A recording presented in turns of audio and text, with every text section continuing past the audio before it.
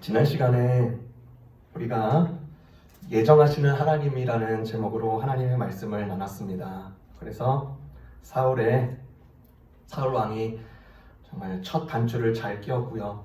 그리고 다른 사람들을 위하여서 또 자기 자신을 정돈하고 내면을 갈아엎고 또 그렇게 세우는 일에 또 하나님의 부르심과 목적에 맞도록 그의 삶을 계속 그런 방향에 맞춰가는 모습을 우리가 봤습니다. 오늘은 본문을 근거로 책망하시는 하나님이라는 제목으로 이 사울의 세 가지 행동을 통해서 잘못된 것이 어떻게 드러나는지 함께 나누고자 합니다.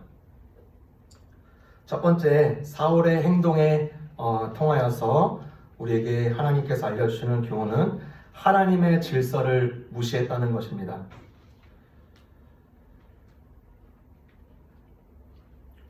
블레셋 족속과 늘 끊임없는 갈등 속에 있는 이 이스라엘 백성들, 우리가 예전에 그 사무엘상 7장을 보면은 미스바 성회를 열면서 하나님께 사무엘 선지자가 번제단에 그 번제를 드리는 가운데 그곳에서 하나님께서 전투를 허락하여 주셨고 크게 그곳에서 승리를 얻게 하십니다.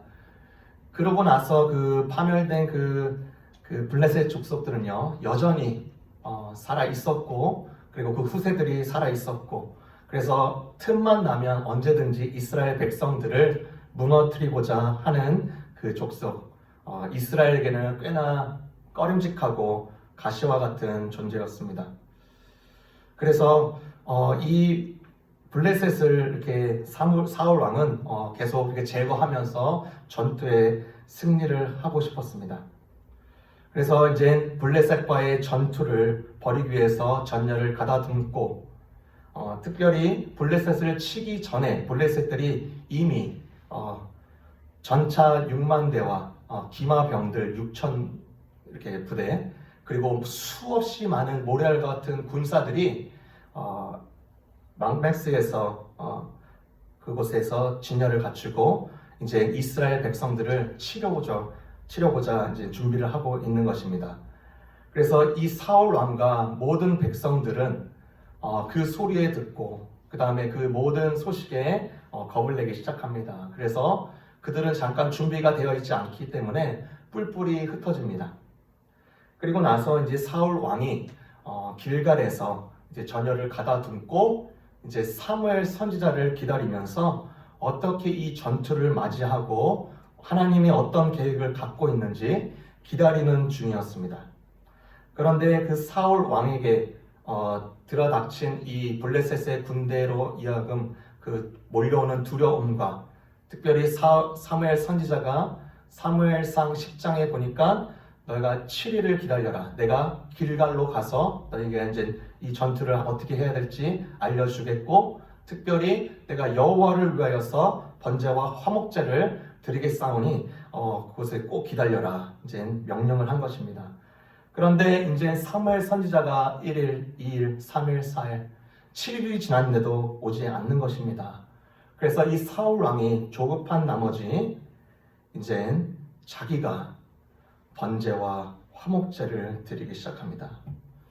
분명히 이 번제와 화목제는요, 사무엘의 제사장적 권위를 무시해서 사울이 하나님의 그에게 대한 망령된 일을 일컫은 것을 성경은 지적하고 있는 것입니다. 사무엘상 10장 8절에 사무엘 선지자가 분명하게 그렇게 말을 하거든요. 꼭 기다려서 내가 너희와 함께 여호와를 위한 번제와 화목제를 드리겠사오니 그때까지 기다리라. 그런데 이 사울 왕은 조급함과 초조함과 조바심으로 인하여서 그 하나님의 질서를 어긋나게 실행하고 맙니다.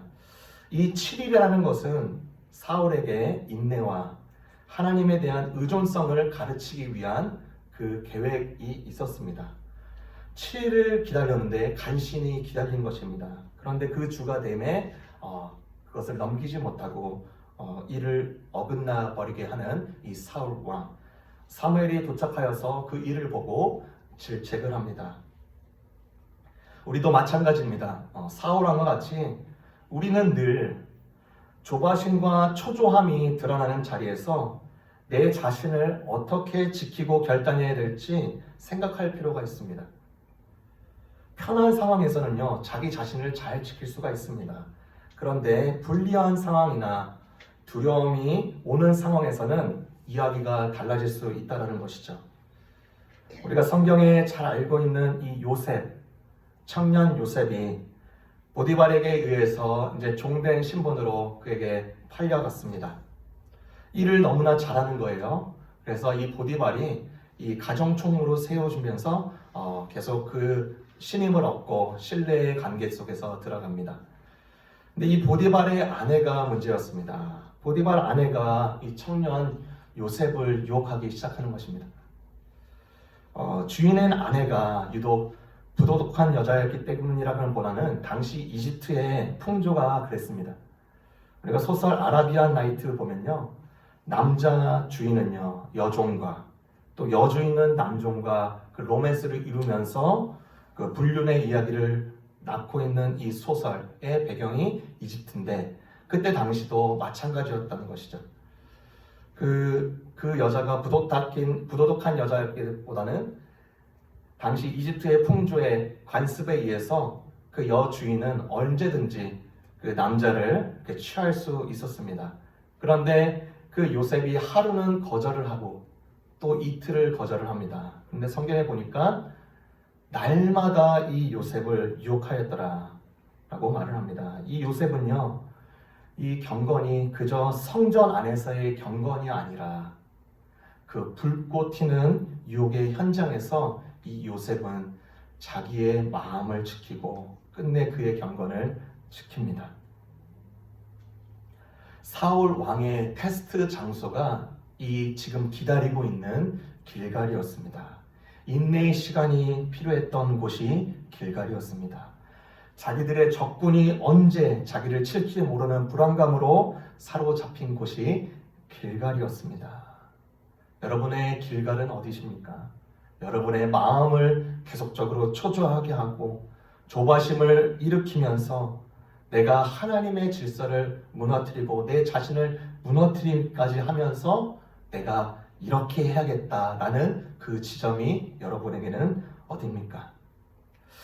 우리 모두는요, 불리한 일이 있을 때가 많습니다. 억울한 일을 당할 때가 굉장히 많습니다. 그러할 때 하나님은요, 놀랍게도 그때 나를 더욱 주목하여 보십니다. 내 자신이 어떻게 그 상황에서 내 자신을 어떻게 정돈하는지 관심이 있기 때문입니다. 사울의 행동을 통해서 두 번째 우리에게 알려주시는 하나님의 교훈은요, 그는 리더십을 오용했다는 것입니다. 리더십을 오용했다. 사무엘상 14장의 배경은 이렇습니다. 이제 블레셋 족속들이 계속 걸리적거리고 그들의 가십거리처럼 나와 있는 이 족속들, 어떻게 전투를 할까? 어떻게 하면 승리를 가질 수 있을까? 항상 늘 그것이 고민이었습니다. 그런데 이 사울 왕에게는요, 그의 아들이 있었는데 요나단이라는 아들이 있었습니다. 이 아들이 자기 부하와 아버지 몰래 이 블레셋 진영에 몰래 적진에 들어가서 싸움을 하려고 하는 것이에요. 굉장한 믿음이 있는 것이죠. 그런데 그의 고백을 보니까 정말 다윗이 했던 그 고백이 있습니다. 너희들은 칼과 창이 뛰어날지 모르나 나는 여호와 하나님의 그 힘으로 나는 나아간다. 하나님께서 나를 붙여주시면, 그들을 나에게 붙여주시면 내가 나아가겠습니다. 그들이 혹시 나에게 나아오라, 일로 와라 라고 말을 하면 저희가 하나님께서 붙여주신 걸로 알고 저희가 나아가겠습니다. 이 요나단이요, 그 자기 부하와 함께 그 블레셋 적진으로 기습을 하는 것입니다. 그런데 하나님께서는요, 그것을 옳게 보시고 정말 의롭게 여기셔서 그때 하나님의 방법으로 하나님의 그 공포를 그 블레셋 진영 가운데 불러일으켜 주셨습니다. 그래서 블레셋도 단지 이 두 사람만이 보이는 것이 아니라 그들이 공포에 사로잡혀서 그들이 서로 싸우고 그들이 서로 아귀비안의 그 수원으로 나가가는 그 장면이 연출된 것입니다. 그리고 나서 이 소식을 사울 왕은 듣기도 전에 아직 그 요나단이 그 적진에 들어간 걸 모르고 있는 것입니다. 원수들, 이 블레셋을 계속 제거하고 보복할 때까지 금식을 선포합니다. 그러니까 즉 내가 지금 이 적진을 향하여서 완전히 칠 때까지 너희들 모든 백성들은 금식할지어다. 누구든지 자기를 위하여서 지나가는 꿀이라도 먹는 자에 있으면은 그 자에게 저주가 있으리라 이렇게 선포를 합니다. 요나단이요, 그 블레셋 진영에서 기습을 해서 싸움에서 이기고 돌아오는 길에 자기가 허기가 져서 지나가는 그 길가에 있는 꿀을 먹습니다. 그래서 그 꿀을 먹는과 동시에 눈이 크게 띄어지는 거 보면서 야, 우리 이 백성들이 이런 힘으로 블레셋과 싸우면 더욱더 잘 싸울 수 있을 텐데 이런 마음으로 돌아가는 것입니다. 그런데 지금 우리 아군에 있는 결집되어 있는 이 장소에 돌아갔을 때 사울 왕이 원수를 보복할 때까지 금식을 선포했다는 것이 이 모두에게 전달이 되고 요나단도 그때야 그 소식을 듣습니다. 그래서 이제 요나단이 이제 왕의 아들이지만 죽음에 처해야 되는 상황에 직면한 것입니다. 요나단은요, 돌아와서 이렇게 반문하는 것입니다. 금식을 할 게 아니라 지금 병사들의 몸을 강하게 단련하여서 전쟁을 잘하는 게 좋지 않습니까? 그런데 사울 왕은요, 그가 생각하기를 금식을 하면 하나님이 기뻐하시고 또 그가 카리스마 있게 이것을 선언함으로써 그 백성들을 잡고 그런 보이려는 그 의도가 그곳에 있었다는 것을 사무엘상 14장에 그렇게 알고 있습니다. 그래서 그 결과 백성들은 피곤하여졌다라고 말합니다. 하나님은 누구의 편을 들었겠습니까? 이 사울 왕이 그의 리더십을 이용하여서 백성들을 어렵게 하고 나의 이웃을 돌아보지 않았던 것을 이렇게 지적을 하는 것입니다. 여러분, 리더십 중에는요, 많은 종류의 리더십이 있습니다. 그 중에서도 가장 공통적으로 이렇게 추앙받고 인정받는 리더십이 있는데 서번트 리더십입니다. 즉 종된 리더십이라는 거죠. 리더에 있는 자가 그의 마음과 행동을 낮게 그들의 처지를 살피면서 그가 먼저 솔선수범하고 낮아진 위치에서 본을 보이는 것, 이 리더십이요, 교회뿐만 아니라 온 세계에서도 이 리더십으로 이렇게 계속 일궈지는 회사들이요, 계속 이렇게 흥황하고 이렇게 커져가는 모습들을 우리가 알 수 있습니다. 사실 우리 예수님도요, 이 서번트 리더십에 있었습니다. 항상 늘 가난한 자, 위천한 자, 부족한 자, 억눌린 자, 죄인된 자들에게 찾아가 주셔서 그의 몸을 낮추시면서 그들의 말을 듣고 그들을 해결하고 그의 문제를 이렇게 같이 공유하는 모습, 그 예수님의 모습 속에서 종된 모습의, 종된 리더십의 모습이 나옵니다. 반면에 사울 왕은 권력을 잡아서 내가 첫째 왕으로, 초대 왕으로 뽑혔으니까 잘해보려는 그 의욕이 넘쳤을 것입니다. 내가 권력을 잘 잡고 그리고 이것을 이용하여서 이들을 누르고 그리고 이들을 좀 이렇게 조정하고 하면은 잘 따라오겠지. 그의 마음속에 그런 것이 있었던 것 같아요. 힘을 줘야 줘야 되겠지만 빼야 될 때는 빼야 되는데 그것을 사울 왕은 잘 몰랐던 것 같습니다. 우리 야구를 보면요, 매번 연습 때는요 굉장히 잘 치는 선수가 있습니다. 이렇게 부드럽게 스윙도 하고 안타를 잘 치고 홈런도 잘 치는 선수가 있어요. 그런데 그가 유독 경기에 나가고 중요한 경기를 할 때마다 자기 스스로 원래 했던 그 리듬대로 하는 것이 아니라 힘을 더욱더 줘서 계속 힘을 주는 거예요. 그러니까 힘을 주면 더 잘 나가겠지 하는데 아니죠. 우리가 잘 알다시피 힘을 원래 사용했던 것보다 더 주게 되면 삑사리가 나거나 오히려 삼진을 더 당하는 경우가 많습니다. 힘을 빼고 자기가 원래 했던 대로 그 리듬을 찾아서 스윙을 해야 되는데 그는 그것을 우리가 쉽게 이렇게 실수할 때가 많다는 것을 우리가 야구를 통해서 볼 수가 있습니다. 사람을 잡는 리더십, 이것이 과연 잘 통할까?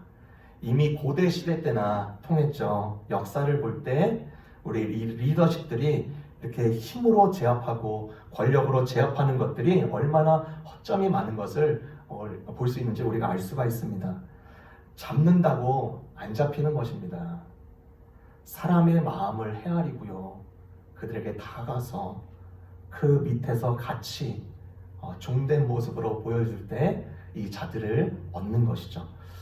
우리가 잘 알고 있는 우리 손흥민 선수, 그가 17살 때 독일로 이제 유학을 가는 거죠. 그러니까 유럽 선수가 되는 것입니다. 그 좋은 이제 팀으로 들어갔으니까 이제 좋은 감독과 좋은 코치 밑에서 이제 그가 얼마든지 축구 수업을 받고 이제 개인기를 하고 얼마든지 그가 이제 잘할 수 있는 환경으로 나아간 것입니다. 그런데 그곳에 손흥민만 간 게 아니라 누가 같이 가냐면 손흥민 아버지가 같이 갑니다. 왜 같이 가나 봤더니만 다큐멘터리에서 이 모습을 다 보여줬습니다. 이 손흥민이 그 구단에서 감독에게 또 코치에게 받는 훈련뿐만 아니라 이제 모든 여가의 시간을 이제 이 아버지와 같이 보내는데 이 아버지가요 정말 멘토 역할을 하는 것입니다. 직접 같이 참여하면서 그냥 그가 말하는 것에 지시하는 것으로 따라 이게 아니라 그가 같이 그 모든 훈련을 주도하고 같이 하기 시작합니다. 예를 들어서 저 벽에 붙어가지고 스쿼트를요 계속 하는데 아버지도 저쪽 벽에 붙어서 같이 하고 있는 거예요. 줄넘기를 하는데 아버지와 같이 하는 거예요. 이 손흥민 선수의 표정을 보니까 질려버리는 것입니다. 아버지가 나이가 더 많은데 더 잘하고. 그러니까 말로만 해서 시킨다고 되서는 게 아니라 그 아버지가 직접 보여주고 같이 함으로써 인해서 그 리더십이 얼마나 귀한지. 그래서 이 손흥민 선수가 굉장히 놀라운 선수로 자라나는데 큰 역할을 합니다. 그래서 해외에서는 난리가 난 것이죠. 이 아버지 누구냐 찾아와서 스카우트를 하려고. 제발 우리 팀의 코치로 와주세요. 근데 아닙니다. 저는 제2의 제3의 손흥민을 지금 춘천에서 기르고 있습니다. 자, 우리가 교육이 그렇습니다. 우리가 말하는 대로 시키면 다 될 것 같은데 그것이 아니라 같이 자기가 보여주고 실행하고 낮아진 곳에서 같이 함으로써 세워지는 것이 우리의 교육이고 리더십인 것을 우리가 알 수가 있습니다. 직분자들을 생각해 볼 때 직분자들은요, 그 하나님께서 이제 직분을 주셔가지고 그분들이 어떻게 이제 행동해야 되고 그 다음에 그 믿음 안에서 이 교회의 본을 세우고 이 교회를 든든히 세워가는가를 우리가 잘 알 수 있는 것입니다. 그래서 직분자의 위치는 한편 부담도 되기도 합니다. 왜냐하면 본이 되어야 되니까요.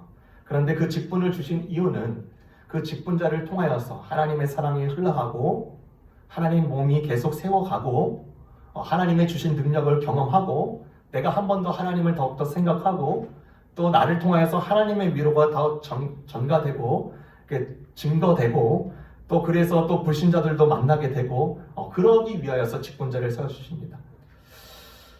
그 여의도 순복음교회에 조 권사님이라는 분이 있습니다. 이 조 권사님은요 여의도 지역 그 순복음교회 앞에 초원 아파트가 그때 당시에 있었는데 이 초원 아파트에 굉장히 많은 사람들이 살았는데요. 그중 여의도 순복음교회에 이렇게 다녀셨던 성도님들과 직분자들이 이곳에 많이 살았다고 합니다. 저희 외할머니도 그곳에 살으셨습니다. 그래서 그곳에 이제 보면은 정말 여의도 순복음교회 많은 직분자들이 같이 살면서 뭐 음식도 해먹고 이야기도 하고 그렇게 신앙생활하고 생활하는 모습들이 있었습니다. 그런데 이 조 권사님이라는 분이 권사님이면 이렇게 많은 자들에게 이렇게 위로를 해주고 또 본이 돼야 되는데 이분은 남의 흉어물을 전파하는 데 도 같은 사람입니다. 그러니까 남의 흉어물을 봤을 때는 이렇게 눈을 감아주고 아이 그러지 마, 아이 멈춰, 오해가 있을 거야 이렇게 해줘야 되는 게 맞는 것인데 이분은 남의 흉어물을 볼 때마다 전파하는 역할을 했다. 그가 어느 날 집회 가운데 기도하면서 은혜를 받는데요. 성령님이 그 가운데 찾아가 주신 거예요. 다시 만나다 주신 거지. 뜨겁게 기도하는 가운데 이상한 행동을 하기 시작합니다. 자기의 손을 들어서 계속 입을 치는 거예요. 여러분 그런 사람 많이 봤죠? 우리가 기도하다가 정말 성령님께서 만나주시면 내 마음을 이렇게 치는 사람들도 이렇게 본 적이 있을 것이에요. 근데 이분은 참 특이하게 손이 그의 입으로 계속 나가는 것입니다. 주먹으로 자기 주둥아리를 계속 치는 겁니다. 그런데 이것이 멈춰지지 않고 그렇게 되는 거예요. 이분도 멈추고 싶은데 안 멈춰지는 거예요. 언제까지? 피날 때까지요. 아, 하나님이 사인이 그곳에 있었구나. 우리가 이사야 선지자를 보면요, 자기 입술에 그 하나님의 제단 불로 그렇게 지져주는 그 환상처럼, 아, 이 자는 그 입으로 남의 흉어물을 전파하는 것에 있으니까 이 성령님께서는 그것을 책망하시는 것입니다. 그래서 피날 정도로 이 일이 일어나니까 주변에 소문이 쫙 난 것입니다. 아, 조원사 주둥아리가 아유 왜 저래? 아이 기도하다가 하나님 만나주셨잖아요. 직분자의 위치에 있을 때 하나님께서는요, 그 리더십을 정말 온전히 사용하기를 원하지만 또 그 직분자의 위치에서 우리가 잘못된 행동을 할 때 하나님께서는 책망해 주십니다. 리더십을 바르게 사용하라는 것이죠. 사울 왕이 이 리더십을 바르게 사용해야 되는데 바르게 사용하지 못하고 이렇게 백성들의 지금 심리적인 상태와 지금 이건 분위기와 이런 것들을 잘 파악했으면 더욱더 위로하고 사랑을 건네주고 더 세우고 음식도 전달해주고, 아, 우리 한번 더 힘내봅시다. 우리 하나님 더 의지합시다. 이것이 나가는 것이 아니라 그런 관계를 형성하는 것에 지금 주목하는 것이 아니라 그는 여전히 힘을 모으는 데 관심이 있습니다. 그래서 14장 마지막 절 52절에는요 이렇게 말을 하는데 제가 읽겠습니다. 사울이 사는 날 동안에 블레셋 사람과 큰 싸움이 있었으므로 사울이 힘센 사람이나 용감할 사람을 보면 그들을 불러 모았더라. 자기가 지금 직면하고 있는 모든 백성들, 자기 군사들, 그런 것들을 관계를 세우고 리더십을 발휘하는 것이 아니라 오직 자기는 힘을 모아서 이 나라가 그리고 나의 권력을 이용하고 권력을 세우는데 이용할 수 있도록 힘을 모으는데 혈안이 되어 있습니다. 우리가 잘 알다시피 야곱은요, 그의 이름이 속이는 자, 찬탈하는 자, 뒤쫓는 자라는 뜻을 가지고 있습니다. 이삭이 에서와 야곱을 낳고 나서 이제 쌍둥이를 낳는데 이 에서라고 이 뜻하는 바는 털이 많다. 그러니까 이 아기를 보니까 털이 많은 거예요. 그래서 너는 에서. 그런데 지금 이 야곱이라는 자는 지금 그 형의 발 뒤꿈치를 잡고 있는 모습을 보면서 속이고 발 뒤꿈치 잡는 자 야곱이라고 이름을 졌습니다. 참 이름을 그런 보이는 즉시 그대로 졌습니다. 이 야곱은 어떤 사람입니까? 아브라함과 이삭과 야곱, 이 믿음의 반열에서 하나님의 나라를 일구기 위한 리더십으로 세워준 자였습니다. 그런데 야곱은요, 이름과 같이 자기 인생을 속이고 찬탈하는데 그의 인생을 계속 써버립니다.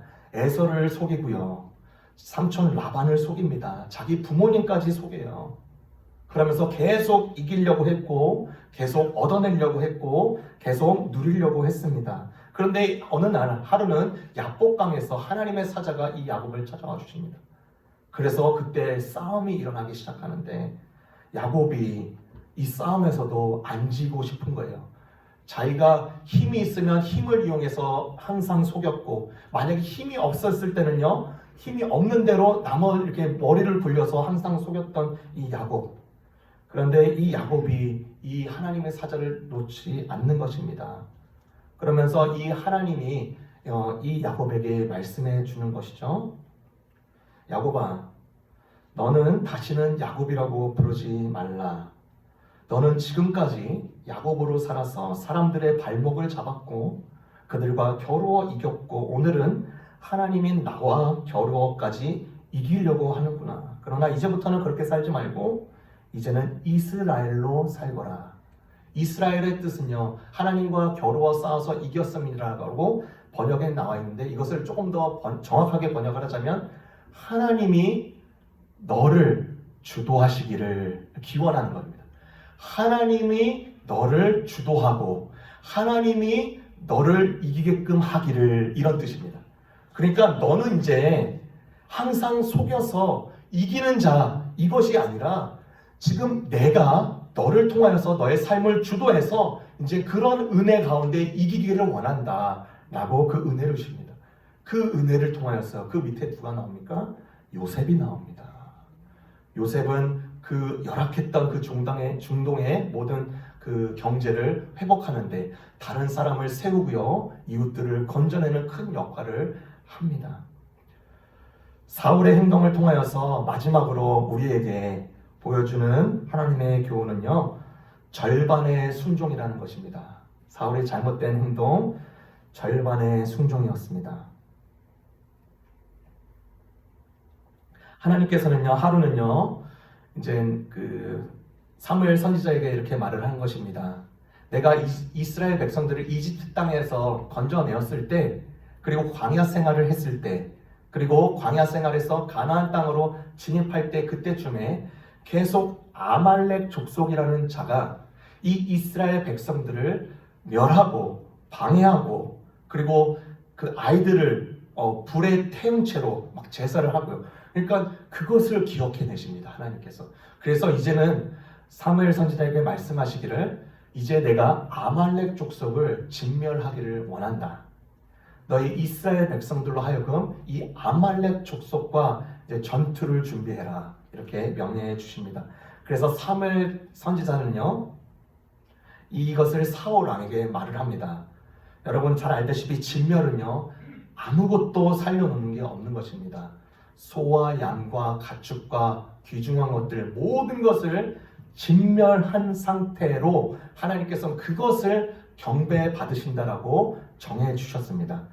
그런데 사울이 아말렉 족속과 전투를 했을 때 우리가 잘 알다시피 전투를 이겼습니다. 그리고 왕 아각을 잡아놓고 이제 좋은 양들과 소와 가축들과 송아지와 그 다음에 모든 동물들을 죽여야 되는데, 아주 좋은 것들은 저쪽에다 놔두고 힘없고 약한 것들을 이제 처리하기 시작합니다. 심지어 왕 아각도 처리하지 않습니다. 그런데 그때 사무엘 선지자가 등장하면서 지금 놀라운 광경을 보는 것이죠. 아니, 왜 지금 아말렉과 족속에서 이제 전투를 해서 우리가 이긴 걸 알고 있는데 지금 왜 가축들의 울음소리가 들립니까? 라고 하면서 이제 이야기하는 것이죠. 반만 순종했던 것, 자기가 좋은 것은 남겨두고 보기에 약하고 허약한 것들은 죽였습니다. 그렇게 말을 하면서 내가 이것을 남겨둔 이유는 내가 하나님께 경배를 드리고 싶어서, 이거 아주 좋은 것들로 하나님께 예배하고 싶어서 남겨놨습니다. 그 사울 왕의 종교 의식으로서 온전한 순종을 덮어버리는 그 수법을 그는 사무엘 선지자는 알았습니다. 그리고 또한 자기가 이 모든 일을 주도하고 자기의 명령에 의해서 이런 모든 일들이 일어나는데 자기가 자기의 잘못이라고 고백하지 않고 우리가 진멸하였습니다. 즉 나와 우리 백성들이 일부만 진멸하였습니다 라고 말하면서 절대 책임져야 될 자의 모습에서 발뺌하려는 모습이 보입니다. 그러면서 이 사무엘이 선지자가 이제 질책을 하기 시작합니다. 오늘 본문 22절, 23절에 그렇게 말을 하는 것이죠. 쉬운 성경으로 제가 읽어드리도록 하겠습니다. 여호와를 더 기쁘시게 할 것이 무엇이겠소? 태워드리는 제물인 번제물과 그 밖의 제사요? 아니면 순종이요? 하나님께 순종하는 것이 제사보다 낫소. 하나님의 말씀을 듣는 것이 수장의 기름을 바치는 것보다 낫소. 순종하지 않는 것은 점쟁이의 속임수만큼 나쁘고 교만한 고집은 우상을 섬기는 것만큼 나쁘고 그러므로 이제 여호와께서 당신을 버려 왕이 되지 못하게 하실 것이요. 말씀을 통하여서 책망을 받기 시작합니다. 사울 왕이 책망을 받을 때 잘못했습니다. 제가 죽을 죄를 졌습니다. 이 백성들에게 죄가 없습니다.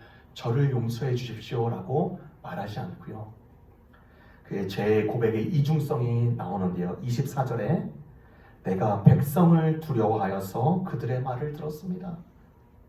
백성들 때문에 그게 두려운데 어떻게 해요? 라고 말하는 것입니다. 그리고 나서 정말 우리가 병원에서 딱 진단했을 때 암덩어리가 이렇게 진단된 것처럼 딱 스캔해서 나오는데요. 30절에 이렇게 말합니다. 내가 범죄는 범죄하였어도 그래도 나를 이 이스라엘 백성들과 장로 앞에서 나를 높여주시오. 그는 여전히 책망하시는 그 하나님에 대해서 자기는 인정하지 않고 돌이키지 않고 그 절대 책임을 져야 될 그 자리에서 계속 발뺌하는 모습을 보인 것입니다. 2014년 4월 16일 날 저희 나라에 큰 비극적인 일이 일어납니다. 세월호 사태 305명의 아이들과 그다음에 그 어른들이 이제 사망하게 됩니다. 그 세월호 사건을 보면서 한국의 안전관리 실태와 혼란스러운 이 현실 사회의 극치를 보여준 비극적인 사건으로 우리 마음에, 우리 사회에, 우리 모든 나라에 다 알려져 있습니다. 제가 언급하고 싶은 것은 그때 그 뉴스를 보면서 선장의 모습이었습니다. 선장은요, 가장 먼저 탑승하고 가장 나중에 내리는 자여야 됩니다. 그런데 그곳에서 뉴스에 나오는 그 모습은 그곳에서 제일 먼저 빠져나오는 그 모습이 그 뉴스에 찍힙니다. 사울 왕은 그가 초대왕으로 부르심을 받을 때 정말 이 백성들을 사랑하고 백성들이 잘못했을 때 그들을 감싸주고 또 심지어 그런 잘못된 것이 보였을 때 자기 잘못으로 내 탓으로 하기는커녕 끝까지 백성들이 그리고 나의 권력을 위해서 나는 그래도 반을 순종했습니다 라고 하면서 그 책망하시는 하나님의 그 메시지를 귀담아 듣지 않습니다. 사울 왕이요 30살에 초대왕으로 생을 받습니다. 그리고 나서 42년간 그 왕의 생활을 지속합니다. 즉 72년이라는 그 시간 동안 40년이라는 이 시간 동안에 이 하나님의 매서운 말씀이 떨어지고 나서 그가 취한 행동은 어때야 했습니까? 속죄하는 마음으로 겸허하게 왕의 직책이지만 백성들을 사랑하고 하나님의 사람들을 권면하고 그렇게 하면 그의 남은 생은 무엇보다도 아름답고 가치 있게 결말을 맞이했을 것이에요. 그런데 우리가 잘 알다시피 사울 왕의 일생을 보면 하나님의 이 책망을 귀담아 듣지 않습니다. 어느 정신심리학자가 이렇게 의사가 말하는 것 중에 이런 말이 있었습니다. 정신병이 있는 자들은 모두 어떻게 하면 자기가 옳다는 사실을 인정할 수 있을까, 언정받을 수 있을까 하는데 비상한 관심을 갖는다고 합니다. 그러면서 그가 더 덧붙이기를, 의사의 말입니다. 만일 정신병자가 되고 싶으면 항상 자기가 옳다라는 식으로 말하고 행동하면 됩니다. 잘못된 것은 다 다른 사람에게 탓으로 돌려버리고요. 자기의 잘못을 인정하지 마십시오. 책임질 소리를 한마디도 내지 마십시오. 이렇게 하면 심리적으로 정신병에 갇혀서 살 수밖에 없다. 사울 왕이 마치 그런 모습과 같았습니다. 끝까지 남의 탓을 하고 잘못된 것을 인정하기보다는 그에게 남겨진 인생도 앞에서 봤던 것이 그 바탕 위에 계속 그의 삶을 채울 뿐이었습니다. 하나님의 책망이, 그리고 우리에게 하나님의 책망이 들려올 때는요, 그것은 우리를 살리는 소리입니다. 우리를 고치시고요, 우리를 세우는 소리입니다. 제가 친할머니의 그 일화를 이렇게 나누고 말씀을 거두겠습니다. 친할머니가 이제 젊은 부인일 때 시골에서 생활을 할 때 그 집이, 옛날 그 집들은요, 그 건너방을 이렇게 렌트를 주기도 하고 그럽니다. 그러니까 부엌은 같이 사용하고 화장실 같이 사용하고 건너방은 이제 어느 이제 가족에게 이제 렌트를 주면서 이제 생활을 하는 것입니다. 근데 이 친할머니가 이제 신앙이 있으니까 이제 매번 기도를 하면은 하나님께서 이런 마음을 주시는 거예요. 너 거기 건너방에 있는 키다리 아줌마, 그 키다리 아줌마 꼭 전도해라. 그런데 이 할머니께서 이제 이렇게 부인하는 겁니다. 거절하는 겁니다. 하나님, 제 처지도 이렇게 곤란한데 제가 조금 잘 되고 좀 성공도 하고 좀 이렇게 좀 누릴 거 누리면서 좀 갖춰졌을 때 제가 전도할게요. 그래야 전도가 잘 되지 않겠습니까? 예, 좀 어떻게 보면은 일리 있는 말이기도 하죠. 그런데 계속 하나님이 전도해라. 그 키다리 아줌마 계속 전도해라.